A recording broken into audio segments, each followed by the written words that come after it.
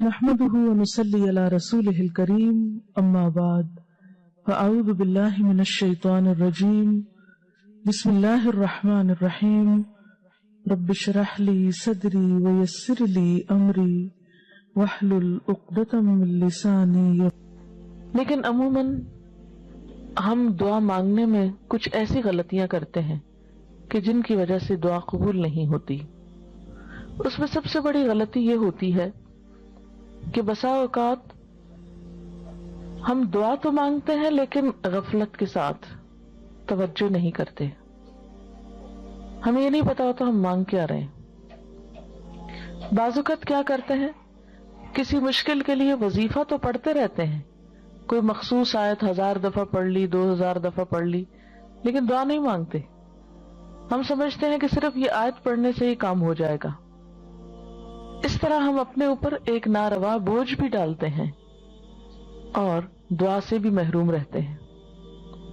بعض اوقات ایسی دعائیں مانگتے ہیں جو اس موقع کی مناسبت سے نہیں ہوتی. بعض اوقات ہم کچھ چیزیں تو مانگ لیتے ہیں روٹین میں یا رٹے رٹائے جملے بول دیتے ہیں لیکن ان کو محسوس نہیں کرتے. اور بعض چیزیں ہماری ضرورت کی ایسی ہوتی ہیں کہ جن کو مانگنے کا ہمیں سلیقہ ہی نہیں آتا کہ وہ بھی مانگنی چاہیے. ہماری کچھ دعائیں تو مانگی ہوئی فوراً پوری ہو جاتی، کچھ ایسے ہوتی ہیں کہ جو پوری نہیں ہوتی لیکن ان کے بدلے کوئی آنے والی مصیبت ٹل جاتی ہے. آپ صلی اللہ علیہ وسلم نے فرمایا کہ ایک طرف سے دعا اٹھتی ہے اور دوسری طرف سے مصیبت آ رہی ہوتی، وہ دونوں آپس میں جھگڑنے لگتی ہیں. دعا مصیبت کو اوپر لے جاتی ہے کہ واپس جاؤ، اس بندے پہ نہیں آؤ، اور مصیبت اترنا چاہتی. پھر فرمایا جس میں زیادہ زور ہوتا ہے وہ دوسرے کو دبا لیتی. اگر دعا میں طاقت ہے، دعا میں قوت ہے، شوق ہے، تو وہ مصیبت کو واپس لے جائے گی. اور اسی طرح اگر دعا پھیکی ہے، ڈھیلی ڈھالی ہے، یا مانگی نہیں یا پوری نہیں، تو پھر مصیبت آ جاتی ہے. تو دعا کا ایک فائدہ کیا ہے؟ بسا اوقات وہی چیز مل جاتی جو ہم مانگ رہے ہوتے ہیں.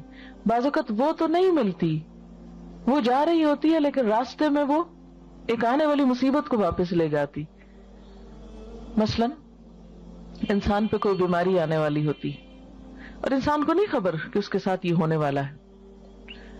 انسان کچھ اور مانگ رہا ہوتا ہے، مال مانگ رہا ہوتا ہے، اولاد مانگ رہا ہوتا ہے، گھر مانگ رہا ہوتا ہے، یا جو ہماری عام روزمرہ زندگی میں مانگنے کی چیزیں. اب اس کو وہ تو نہیں ملتا جو وہ مانگ رہا ہے، لیکن وہ مصیبت ٹل جاتی ہے جو آنے والی تھی، کیونکہ اگر وہ آ جاتی تو یہ مانگی ہوئی چیز ملنے کے باوجود وہ اس کی خوشی نہ دیکھ سکتا.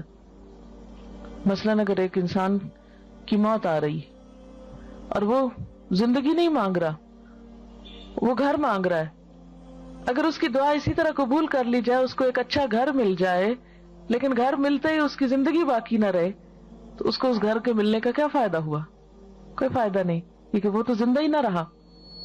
اس لیے اللہ تعالیٰ کو زیادہ بہتر طور پہ پتا ہوتا ہے کہ اس وقت ہماری ضرورت زندگی ہے یا گھر ہے، مثلاً یا صحت ہے یا اولاد ہے. بعض اوقات انسان اولاد کی دعا کرتا ہے، بیٹے کی دعا کرتا ہے، جو ہمارے معاشرے میں عام طور پر ہے، لیکن اللہ تعالیٰ وہ نہیں دیتا، اس کے بدلے میں کچھ اور دے دیتا ہے جو اس سے زیادہ انسان کی ضرورت ہوتا ہے.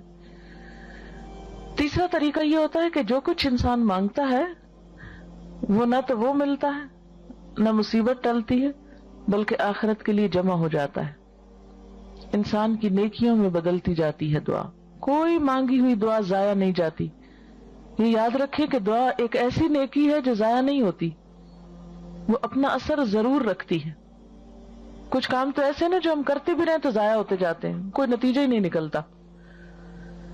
مثلا دنیا میں کئی ایسے بزنس ہوتے ہیں، انویسٹ کرتے ہیں لیکن اس کو کوئی فائدہ نہیں ہوتا، الٹا نقصان میں جاتے ہیں. لیکن دعا ایسی انویسٹمنٹ ہے جو ضائع نہیں جاتی.